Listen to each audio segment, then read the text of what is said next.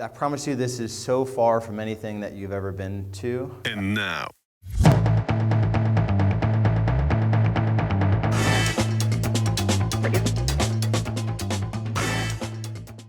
So just like the work we did on positioning, in our industry for sure, but in most small businesses, they just don't spend time thinking about what their brand stands for. Even if you're a one-person operation or you just hired your first admin, with that first admin and that first buyer agent hire, this work is just as important. And this is something I've really started to learn through just seeing all the craziness that you guys do. Like there is no more like, oh, how could I possibly get this message out there? You know, or how could I possibly target this thing? I mean, you can like literally do it. If you just wanted to send a message out on Facebook to people that lived in like this little thing over here and just say a message like, hi, you know, first word Charlotte, you know, you could like literally do that on Facebook. You'd be like, just, yeah, look up 28202 or whatever. And so it's really cool. So it starts with brand commitment. Describes how a customer should feel while doing business with you. The personal relationship between your brand and your customer. It will hold you and your team to higher standards of performance and behaviors. It will help shape your culture. This whole section is, I mean, delivering happiness and Zappos and their culture. That's what this is. This is eMyth doing it, but it is 100% what they've done. So you should definitely read that book. And we'll definitely be reading those insights, which will be awesome. It's accountability in action, starting with you.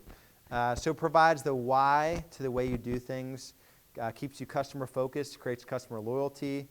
It is your competitive advantage ultimately.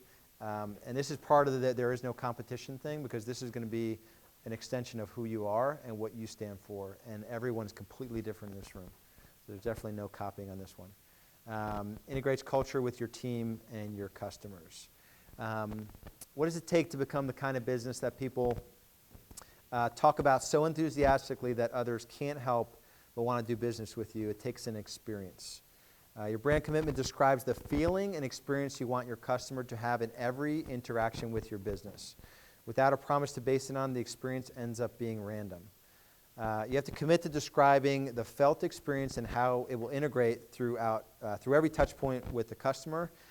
So an example, so if you want your customers to feel deeply cared for, and they feel it from one of your agents who sort of has that in them and who they are, maybe not because you've committed to it as a brand, but they just have it in their nature, but your closing coordinator doesn't have that, and they're just focused on transactions and churning out deals. Which interaction are they likely to remember? The one that made them feel good or the one that made them feel like they were just a number? We've had people on our team before just say that they felt like they were just a number, you know? Because in some cases, we've made them feel that way, that they're just a number. So we don't want that. Your brand commitment statement and the purpose and passion behind it provide the why to the way you do business. Like I said, don't overcomplicate it. Seek simple clarity.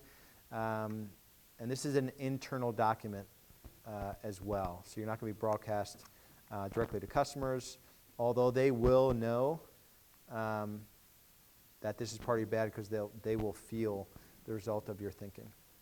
All right, so everything you do in business are orchestrated by people, systems, and processes must support your customers having a great experience. This comes down to who you hire, how your team answers the phone, how your agents show homes. How you present your services to prospects affects your brand, what your brand becomes known for. Customers crave doing business with real people, people that care and exude that they enjoy serving others. People feel the feeling of your company. Your brand commitment statement is not the same as a mission statement.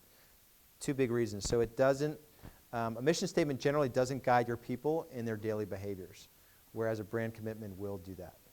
So this is a very action-oriented thing that we're looking at here. And second, it doesn't establish a true connection between your company and its customers on a personal level.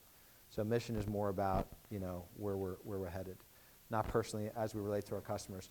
So your brand commitment gets real and describes the actual feeling you want your business to help your customers feel, and the sparks of satisfaction your customers feel transfer back to the employees who engage with them, elevating the culture, and it's that virtuous cycle.